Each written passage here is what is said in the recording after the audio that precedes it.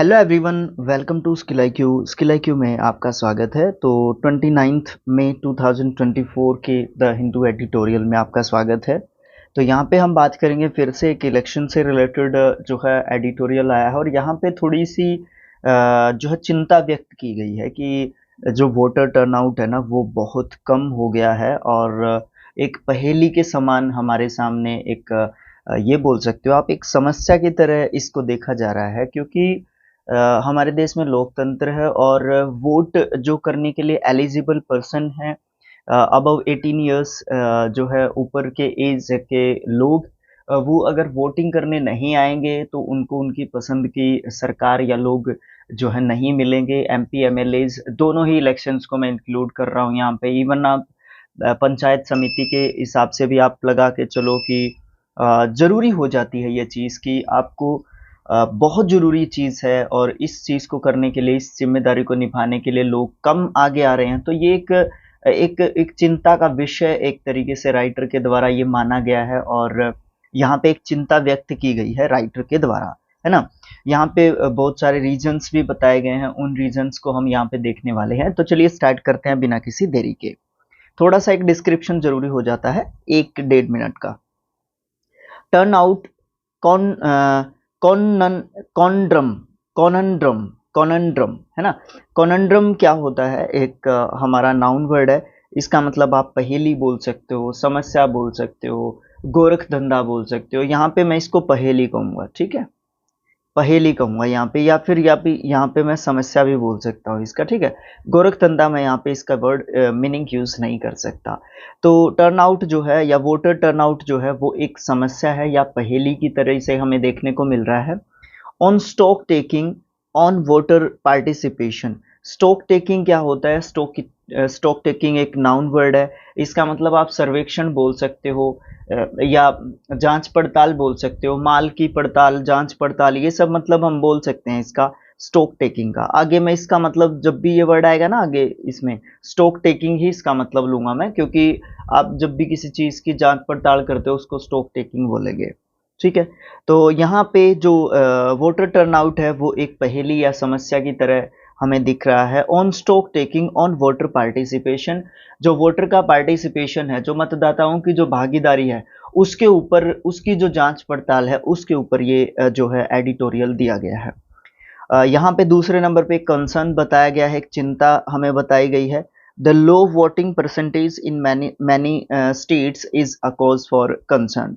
मतलब बिल्कुल लो जो है, आप एक तरीके से बोल सकते हो। कंपैरिजन किससे होता है? पिछले इलेक्शन से होता है। अगर आप 2014 की बात करोगे, या 2000 कब हुए थे, 19 की बात करोगे, है ना, या फिर उससे पहले 2009 की बात करोगे, 9 और 5 14, 14 5 19, 19 और 5 24, हाँ ठीक है।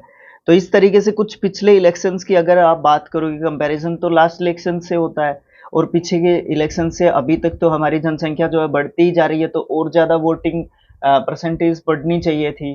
परसेंटेज में तो वहीं पे रहेगा वैसे, लेकिन जो एजुकेशन है उसका लेवल भी अप हो रहा है, स्टूडेंट्स में अवेयर भी हो रहे हैं लोग, है ना। तो इस तरीके की चीज़ों को चलते हुए तो वोटर टर्नआउट जो है परसेंटेज में इंक्रीज ही होना चाहिए, कहीं ना कहीं भागीदारी ज़्यादा ही होनी चाहिए लोगों की, बट यहाँ पे कम देखने को हमें मिली। तो उसका एक कंसर्न, या उसकी उसके प्रति एक चिंता जो है हमें देखने को यहाँ पे मिली है। जल्दी खत्म हो जाएगा एडिटोरियल आज का भी, बिकॉज सिंपल सिंपल सी बातें हैं, सिंपल सिंपल से वर्ड्स हैं, कुछ 4-5 वर्ड्स यहाँ पे दिए हुए हैं जो हमने वर्ड मीनिंग के रूप में लिए हैं, और ज़्यादा टाइम इसमें नहीं लगेगा। With just one phase left in the general election 2024, a stock-taking exercise on voter participation across the country reveals a significant depending in turnout in this set of elections in comparison to the 2019 and even the 2014 general elections. यहाँ पे क्या बात की गई है? पहली line में वहीं से शुरुआत कर दी, जो उसका कंसर्न था, जो उसकी चिंता थी, ठीक है। अगर हम आम चुनाव यानी कि जनरल इलेक्शंस 2024 की बात करें, तो एक एक जो फेज है वो बचता है 1 जून को, जो लास्ट फेज होगा, 7th फेज होगा वो, ठीक है। और 4 जून को आपको पता है सब लोग वेट कर रहे हैं उस चीज का कि कौन हमारे नेक्स्ट जो पीएम होंगे वो होंगे, ठीक है। इस तरीके की चीज़ें चल रही हैं, तो हम इसको यहाँ पे कवर करने की कोशिश करते हैं कि आम चुनाव 2024 में केवल एक चरण बचा है। देश भर में जो मतदाता है उनकी जो भागीदारी है उसके ऊपर एक स्टॉक टेकिंग, यानी कि आप उसको क्या कहोगे, स्टॉक टेकिंग को सर्वेक्षण, जांच पड़ताल, उसकी जो जांच पड़ताल है उससे हमें पता चलता है कि 2019 में, यहाँ तक कि आप ये बोल सकते हो कि 2014 के आम चुनावों की तुलना में भी जो यहाँ पे जो ये इस सेट में जो मतदान किया गया है 2024 में, वहाँ पे जो है बहुत ज़्यादा और महत्वपूर्ण जो है एक गिरावट जो है यहाँ पे देखने को मिली है वोटर टर्नआउट के अंदर। There are state and regional level variations, वहाँ पे स्टेट लेवल के और क्षेत्रीय, मतलब राज्य और क्षेत्रीय जो स्तर है उसके वेरिएशंस, विभिन्नताएं हमें देखने को यहाँ पे मिली हैं, अलग अलग लेवल पे अलग अलग। Voters in the east, north east and many in the south typically voted higher than those in the west, central and north India. तो यहाँ पे इसने बताया भी है राइटर ने कि अगर हम बात करें स्टेट्स और रीजनल लेवल की वेरिएशंस, अलग अलग हमें अलग अलग लेवल पे अलग अलग वेरिएशंस हमें जो है वोटर टर्नआउट के देखने को मिले हैं। अगर हम स्पेशली बात करें ईस्ट, नॉर्थ ईस्ट और यहाँ पे साउथ की बात करें तो वहाँ पे वोटर टर्नआउट पिछले इलेक्शंस की बजाय जो है बढ़ता हुआ दिखा है। कुछ परसेंट, कुछ ही परसेंट, ज्यादा नहीं, रिकॉर्ड तोड़ परसेंट नहीं, बट 2-3%, 4% जो भी है, मतलब बढ़ोतरी देखने को मिली है लास्ट इलेक्शंस के कंपैरिजन में अगर देखा जाए तो। इसके विपरीत अगर हम बात करें वेस्ट की, सेंट्रल और नॉर्थ इंडिया की, तो वहां पे वोटर टर्नआउट आपको गिरता हुआ नजर एक तरीके से आया है, ठीक है। उसके बाद yet फिर भी bearing some exceptions such as Telangana and Karnataka, where voter turnout registered a small increase from 62.8% to 65.7% and 68.8% to 70.6% among others. There has been a general decline in voting across states in 2024। यहाँ पे आप ये मान सकते हो, yet फिर भी आपको यहाँ पे तेलंगाना और कर्नाटका जैसे कुछ अपवाद हैं उनको छोड़ के, जहाँ पे मतदान में अगर हम तेलंगाना की बात करें तो 62.8% से लेके 65.7% रहा, मतलब यहाँ पे वोटर टर्नआउट 3 पॉइंट समथिंग कुछ बड़ा है यहाँ पे, ठीक है। और अगर आप बात करोगे कर्नाटका की तो 68.8% से घट के बढ़ के 70.6% की एक जो है मामूली सी वृद्धि आपको देखने को यहाँ पे मिली। अगर हम 2024 में राज्यों में मतदान में सामान्य जो है गिरावट की बात यहाँ पे करते हैं, कुछ गिरावट यहाँ पे देखने को मिली है एज स्टेट्स इन इंडिया, या स्टेट्स की अगर हम अलग अलग स्टेट्स की हम परसेंटेज में अगर हम बात करें तो यहाँ पे हमें गिरावट देखने को यहाँ पे मिली है। As the analysis in the Hindu revealed, अगर हम एनालिसिस की बात करें, अगर हम ये बात करें कि किस तरीके से जो बात हुई थी, द हिंदू ने अपनी प्रकाशन में बताया है, क्योंकि हम एडिटोरियल में पढ़ रहे हैं तो इन्होंने रिपोर्टिंग भी तो की होगी, है ना। Not only was there a dip in turnout percentage, but there was also a decline in voter turnout in absolute terms in 132 of the 485 constituencies that went to polls in the first 6 phases। यहाँ पे एक चीज आपको देखने को मिल रही है, the Hindu ने खुलासा किया, न केवल प्रतिशत के रूप में मतदान में गिरावट आई, बल्कि पहले 6 चरणों में अगर मतदान करने वाले 485 निर्वाचन क्षेत्र थे, 485 कॉन्स्टिट्यूएंसीज थी, उनमें से 132 में 132 में पूर्ण रूप से मतदान में जो है गिरावट यहाँ पे आपको देखने को जो है मिली है फर्स्ट 6 फेजेस में। 485 जो क्या बोलते हैं कॉन्स्टिट्यूएंसीज में, निर्वाचन क्षेत्रों में जो है मतदान हो चुका है फर्स्ट 6 फेजेस में। इसका मतलब ये है, इस तरीके से चीज़ों को समझना भी जरूरी है कि क्या बताया गया है। The high number of seats that encountered a dip in voter participation is unprecedented since the latest delimitation that was counted prior to 2009 general election. यहाँ पे पहले तो 2 वर्ड्स हैं, इनके बारे में देख लेते हैं। अनप्रेसिडेंटेड, ये एक एडजेक्टिव वर्ड है, इसका मतलब होता है अभूतपूर्व, बेमिसाल बोल सकते हो, अनोखा बोल सकते हो, अद्वितीय बोल सकते हो, ठीक है, अविश्वसनीय बोल सकते हो, है ना, जो चीज हमने प्रिडिक्ट नहीं की हो, उससे जो हमने प्रिडिक्ट किया हो उससे कुछ अलग हो जाए तो अनोखा हो गया, बेमिसाल हो गया, अद्वितीय हो गया, है ना। उसके बाद डेलिमिटेशन, डेलिमिटेशन का मतलब क्या होगा, सीमा निर्धारण, एक सीमांकन करना, डेलिमिटेशन, ठीक है।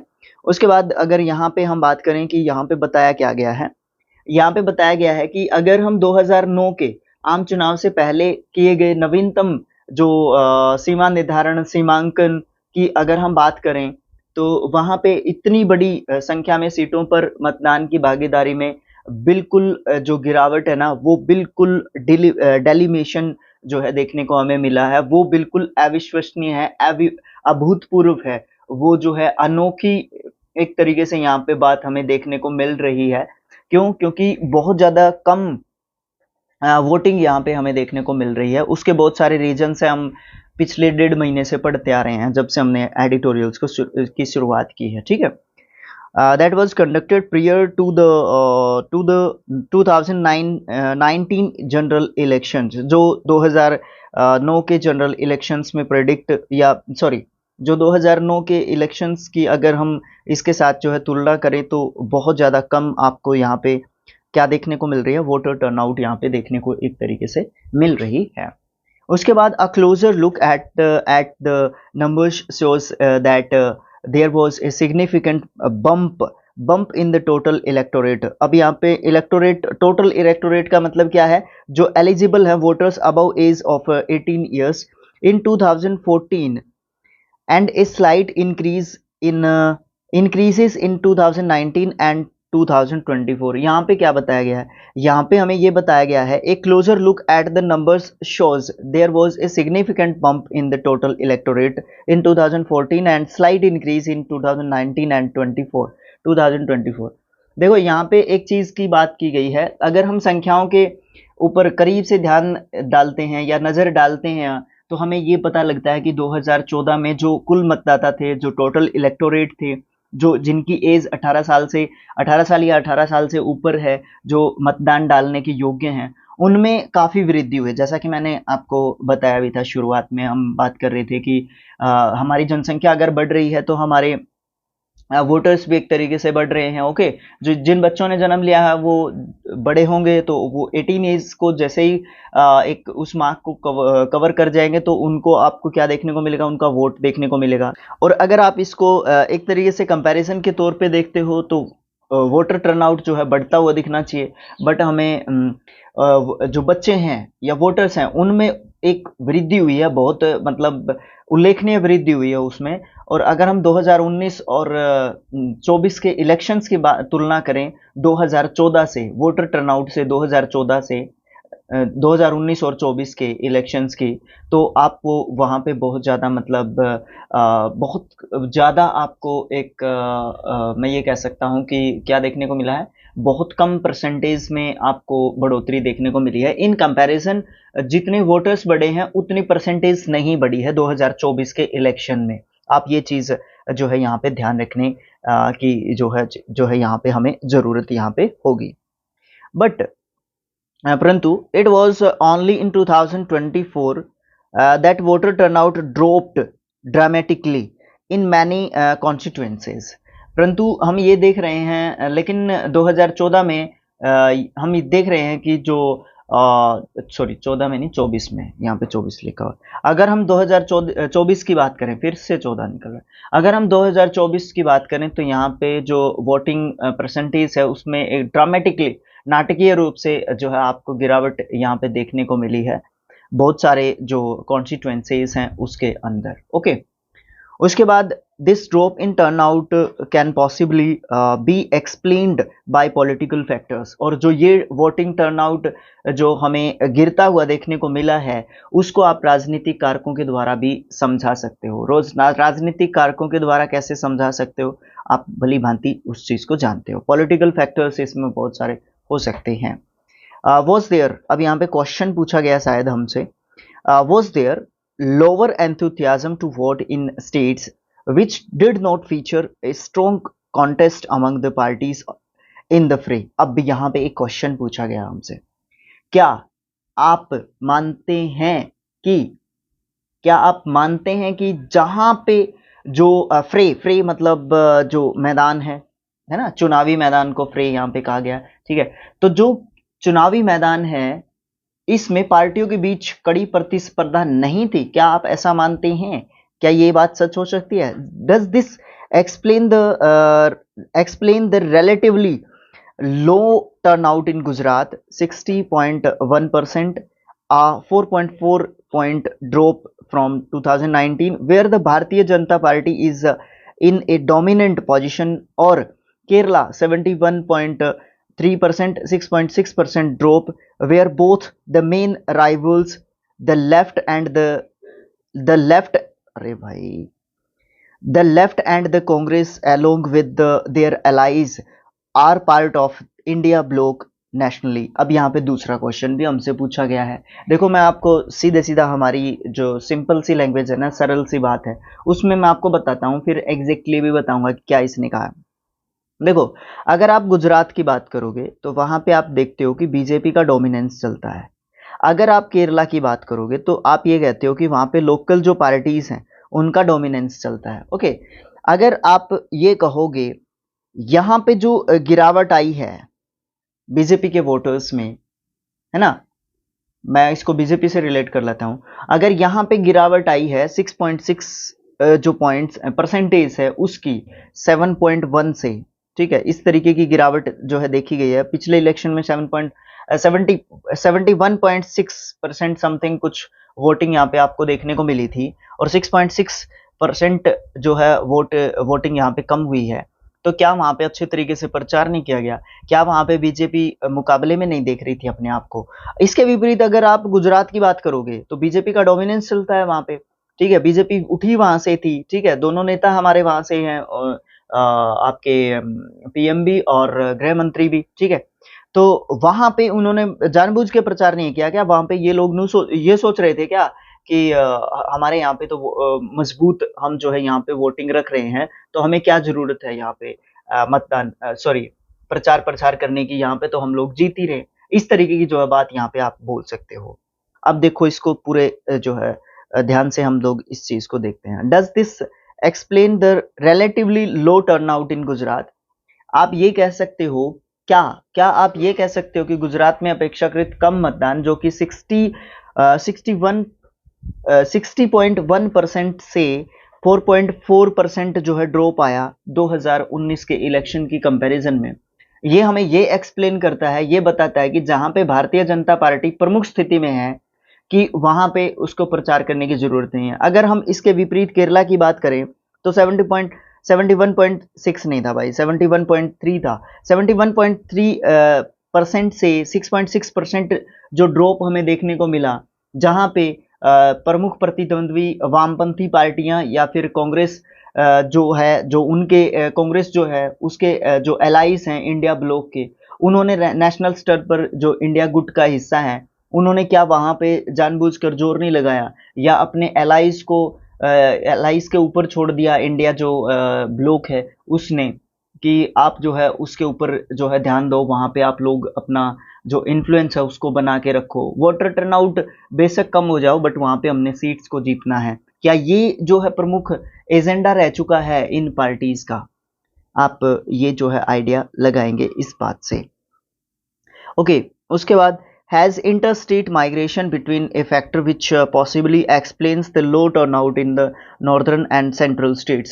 अब तीसरी बात यहाँ पे बताई गई है, तीसरी बात यहाँ पे ये बताई गई कि क्या अंतरराज्यीय इंटर इंटर क्या बोल रहे थे उसको, इंटरस्टेट माइग्रेशन, अंतरराज्यीय प्रवासन एक ऐसा कारक है या ऐसा कारण है जो उत्तरी और मध्य राज्यों में कम मतदान का कारण बनता है? इस बात को आप थोड़ा समझ नहीं पाएंगे। मान लो मैं हरियाणा से हूँ, हरियाणा से मान लो क्या हूँ भाई, अब मेरी जॉब लग जाए दिल्ली में, दिल्ली में लग जाएगी तो मैं आ जाऊंगा आसानी से। अगर मेरी जॉब जो है केरला में लग जाए, ठीक है, केंद्रीय विद्यालय में टीचर लग जाऊं मैं केरला में, तो मेरे लिए पॉसिबल क्या होगा? प्लेन से आ सकता हूँ दिल्ली, और फिर प्लेन से ही मुझे जाना पड़ेगा, ठीक है, क्योंकि एक ही दिन की या 2 दिन की मैक्सिमम मुझे छुट्टी मिल पाएगी वहां से।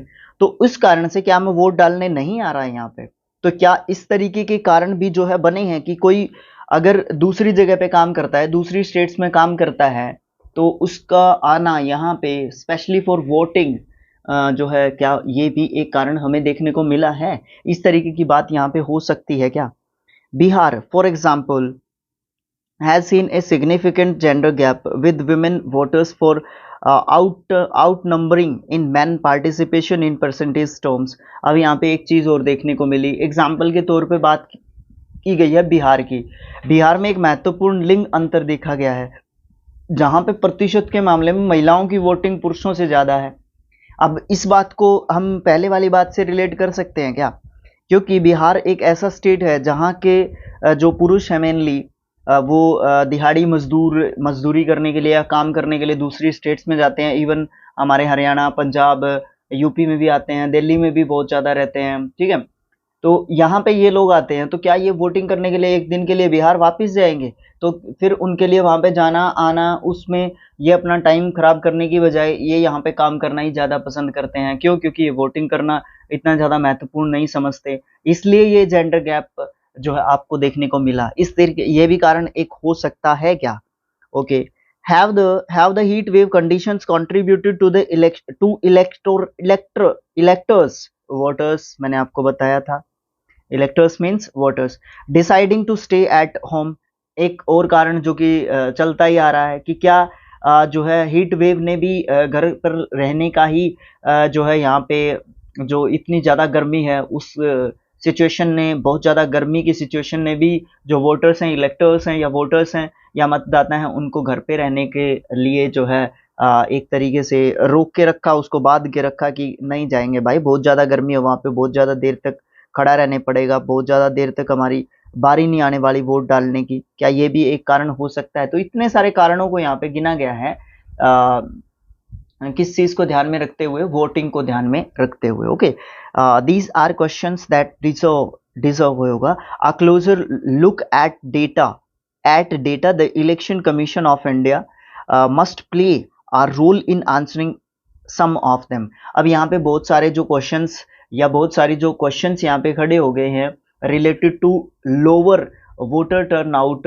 ये इन क्वेश्चंस का जवाब देने के लिए भारतीय चुनाव आयोग को आगे आने की जरूरत है और अपना उत्तर देने की जो भूमिका है उसको निभाना चाहिए, ठीक है। उसके बाद India has always enjoyed a higher degree of participation relatively to other electoral democracies and a significant drop as seen this year is cause for concern। यहाँ पे आपको एक जबरदस्त बात बताने की कोशिश कर रहा है राइटर, भारत ने हमेशा अन्य चुनावी लोकतंत्रों की तुलना में उच्च स्तर की भागीदारी का आनंद एक तरीके से लिया है, यानी कि बहुत ज्यादा वोटिंग में पार्टिसिपेशन इंडिया ने किया है हमेशा।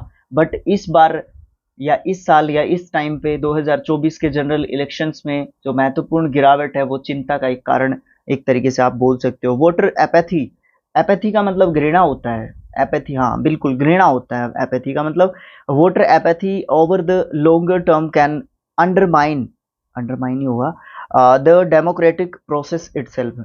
अब यहाँ पे आपको एक चीज जो है देखने को मिल रही है, जो वोटर्स हैं लंबे समय तक मतदाताओं की जो घृणा है, उदासीनता है, नाराजगी है, हाँ ये सब मतलब बोल सकते हो आप इसके एपैथी के, ठीक है। लोकतांत्रिक प्रक्रिया को एक तरीके से कमजोर कर सकती है, ठीक है। ये एक डेमोक्रेटिक प्रोसेस को एक तरीके से आप लोअर करते जा रहे हो अगर लोग ज्यादा से ज्यादा परसेंट में वोटिंग नहीं करेंगे। People get the government they deserve when they vote, बड़ी जबरदस्त लाइन लिखी गई है।